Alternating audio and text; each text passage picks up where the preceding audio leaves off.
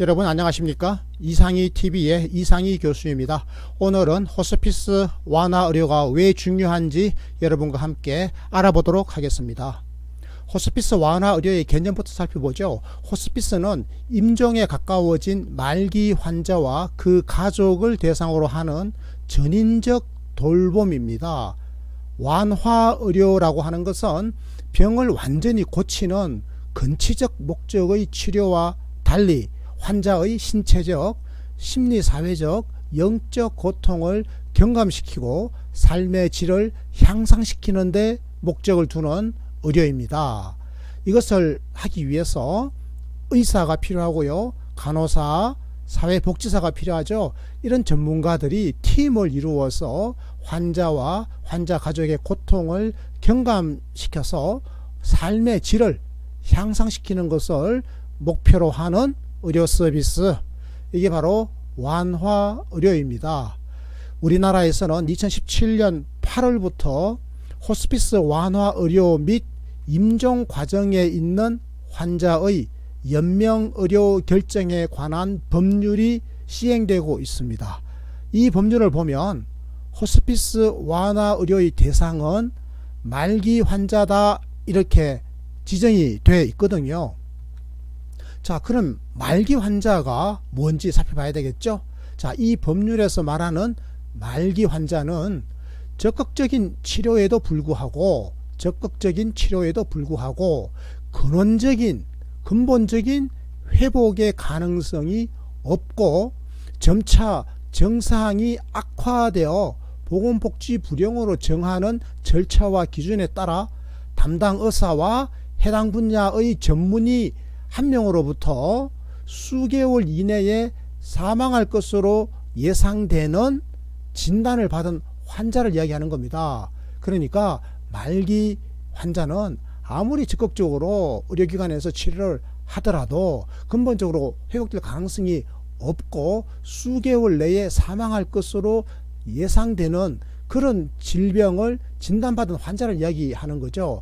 현재는 어떤 질병에 걸린 환자를 말기 환자라고 이야기하는가 하면요, 4가지입니다. 현행 법령에 의하면 4가지인데요. 첫 번째가 암이고요. 두 번째가 에이즈입니다. 에이즈 후천성 면역 결핍증이죠. 세 번째가 COPD라고 하는 건데요. 만성 폐쇄성 호흡기 질환이고요. 네 번째가 만성 간경화입니다. 만성 간경화. 이 4가지 질환을 가진 사람들을 우리가 말기 환자군에 넣는 거죠. 자, 현재 우리 의료는요, 어떻습니까? 질병의 완치 그리고 생명의 연장에 주로 관심을 두고 있습니다. 질병의 완치가 되면 좋은데 사실 완치되지 않는 경우가 많죠. 말기 환자가 그런 경우 아니겠습니까? 그런데 또 생명을 연장하는 데 관심을 두는 거예요.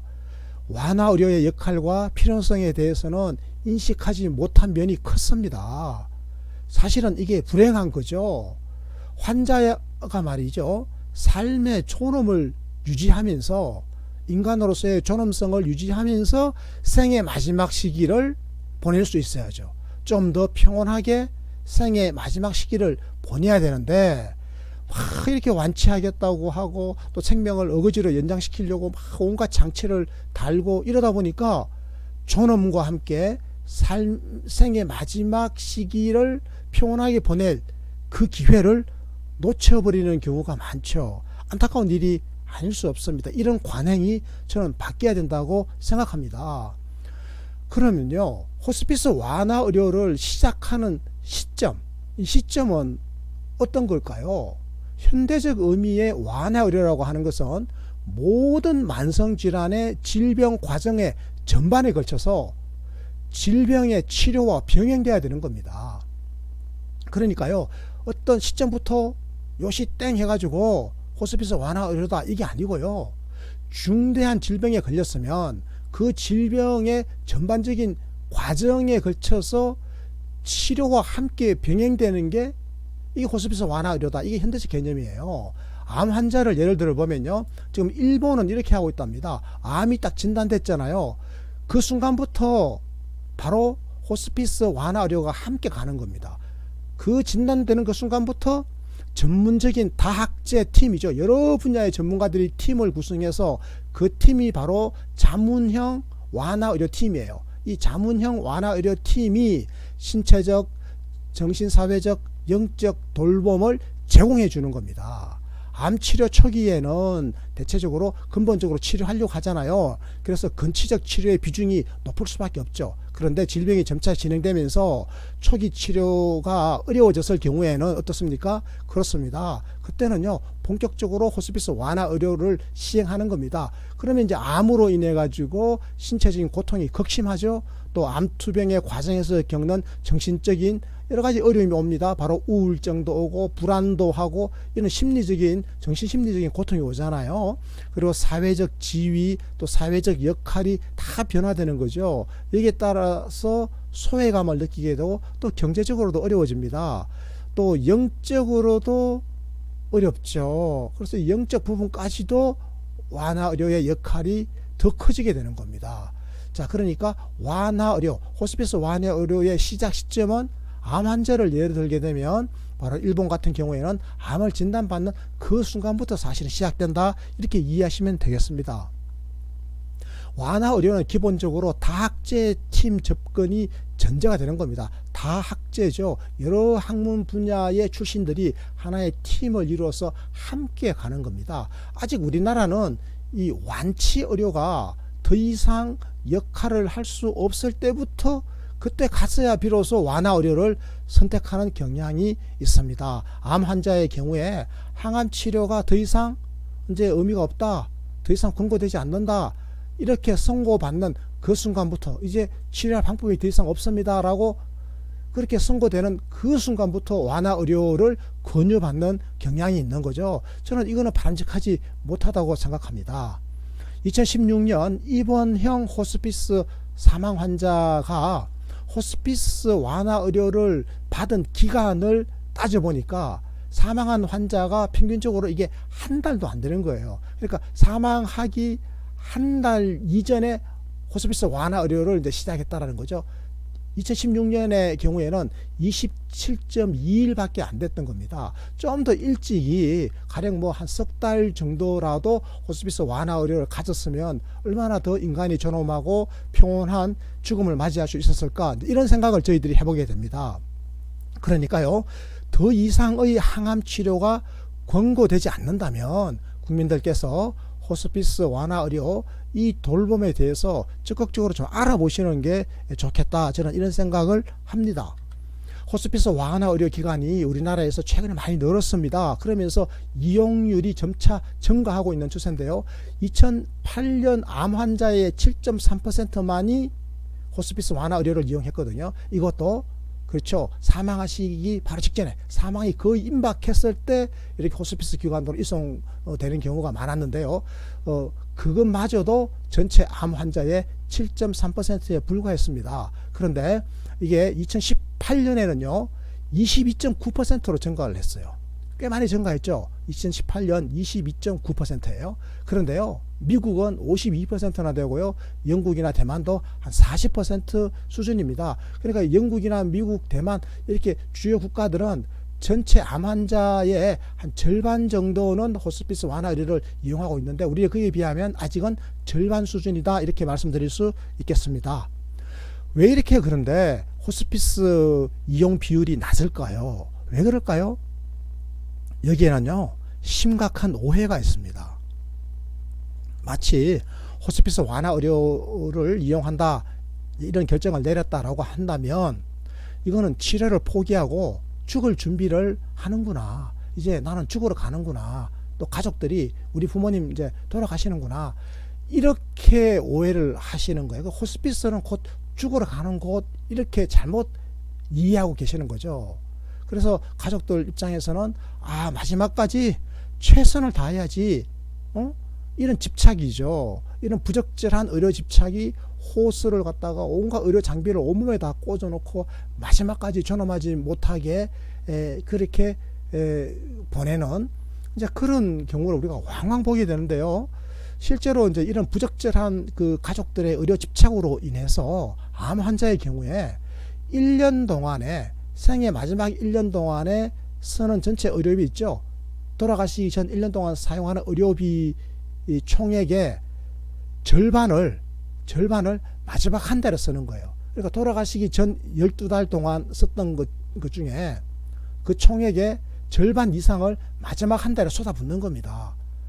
이 마지막 한 달을 이렇게 보냈던 거죠. 그러니까 마지막까지 대형 병원의 응급실과 입원실을 오가면서 아무 효과도 없는 치료에 기대다가 결국은 힘들게 돌아가시게 되는 겁니다. 저는 이게 진정한 효도가 아니라고 생각합니다. 이건 인간의 존엄과도 저는 상당히 거리가 있는 거라고 생각합니다. 이런 부적절한 의료 집착을 우리가 이제는 좀 버리는 게 좋겠습니다. 그래서 호스피스 완화 의료에 대한 우리가 올바른 이해가 필요하다, 저는 이런 생각을 하고 있습니다. 자, 완화 의료 서비스 어떻게 이루어질까요? 완화 의료는요, 호스피스 완화 의료는 그 서비스 대상에 환자만 포함되는 게 아니라 가족도 포함이 됩니다. 다양한 전문가들로 이루어진 다학제 팀이 삶의 질 향상을 목표로 서비스를 제공하거든요.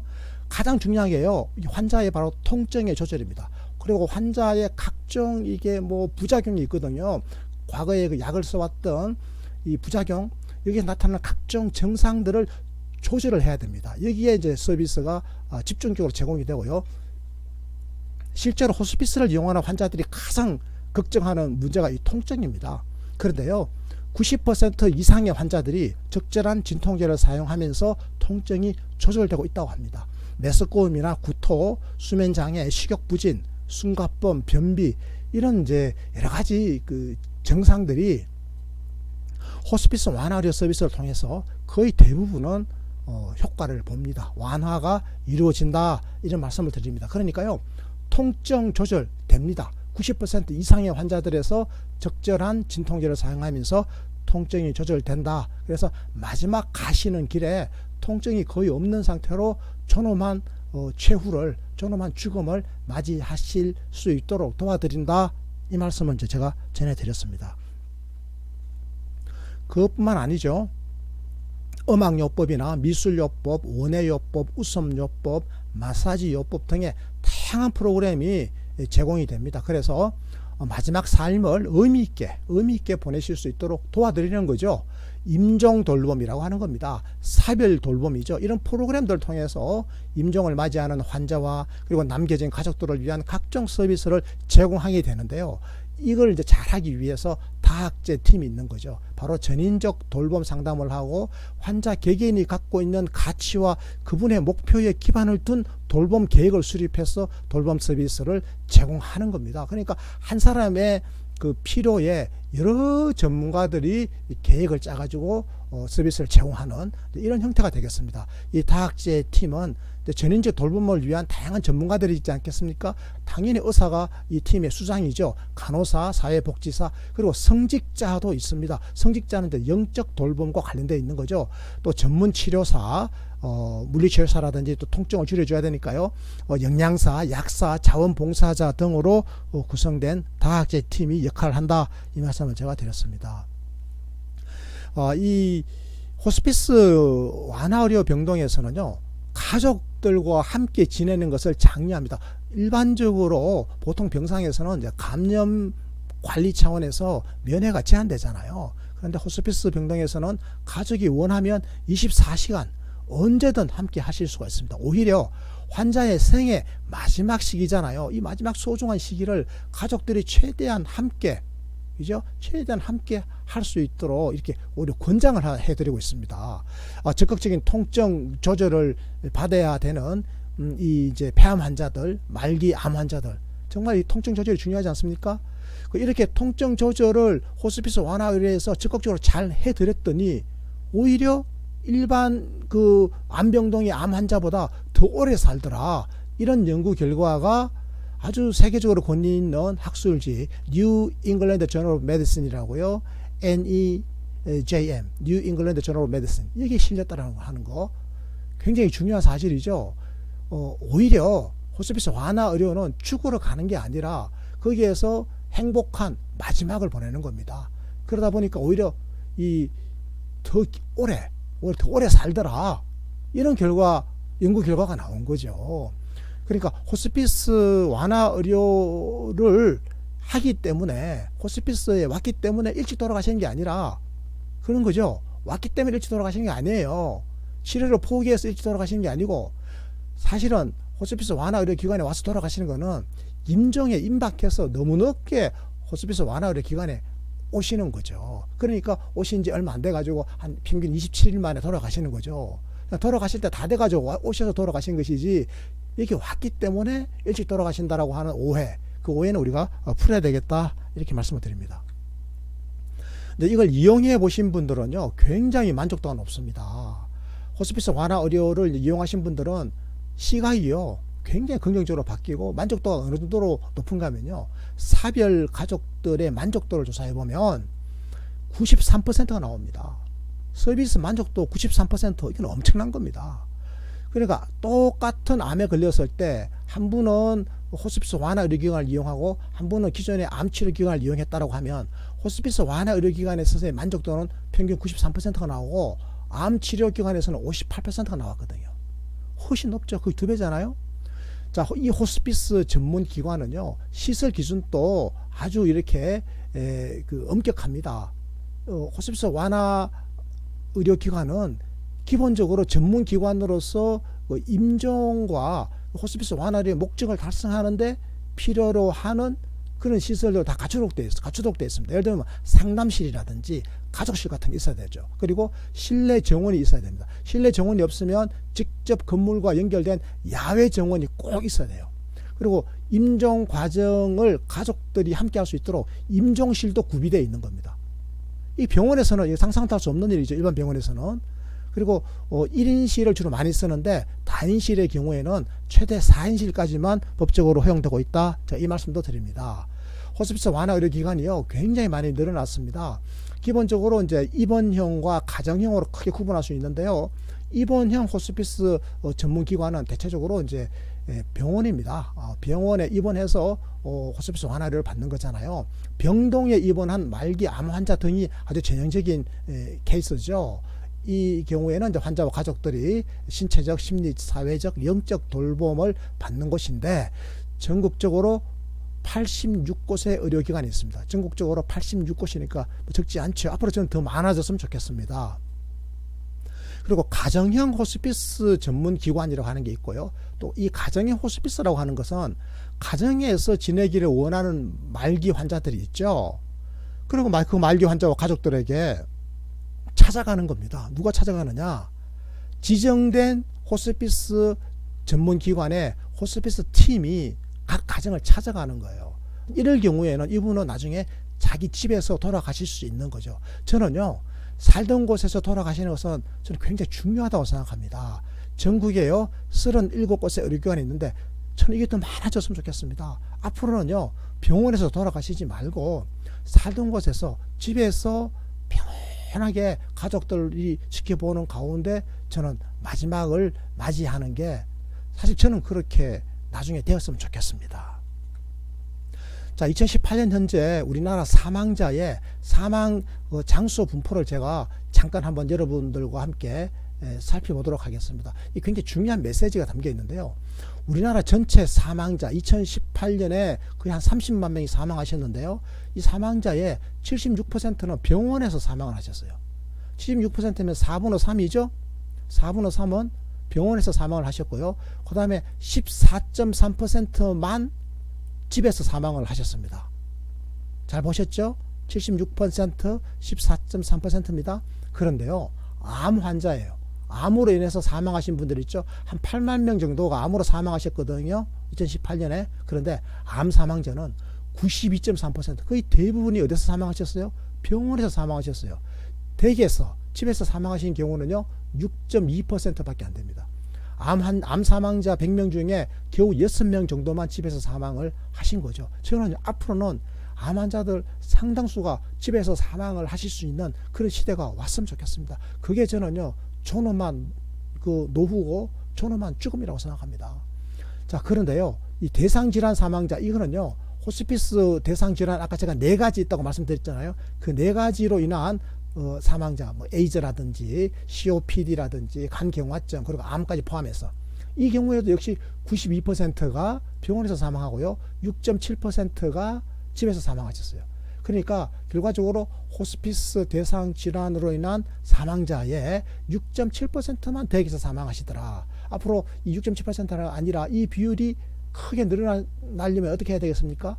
그렇죠. 가정형, 아까 제가 말씀드렸죠. 바로 이 가정형 호스피스 전문기관이 전국적으로 굉장히 많아졌으면 좋겠다. 저는 이렇게 되었으면 좋겠고요. 저도 나중에 이렇게 집에서 살다가 제가 마지막을 맞이할 수 있었으면 좋겠다. 이런 기대를 갖고 있습니다. 그런데 전국에 37곳밖에 없어서 이건 참 안타까운 거죠. 그래서 불가피하게 집에서 못 돌아가시고 그냥 병원에 가셔서 일반 병동에서 돌아가시는 경우가 많습니다. 왜? 이 입원형 호스피스 전문기관도 아직까지는 전국에 86곳밖에 없는 거예요. 내가 사는 지역에 없을 수도 있잖아요. 그래도 이게 86곳이면 적진 않지만 앞으로 점점 더 늘어났으면 좋겠다. 제가 이런 기대를 가지고 있습니다. 이상의 TV는 국민 행복의 역동적 복지국가로 가는 길에서 늘 최선을 다하겠습니다. 여러분 구독하기, 좋아요, 알림 좀 눌러주시고요. 지인들에게 많이 권해주십시오. 고맙습니다. 오늘 방송 이것으로 마칩니다.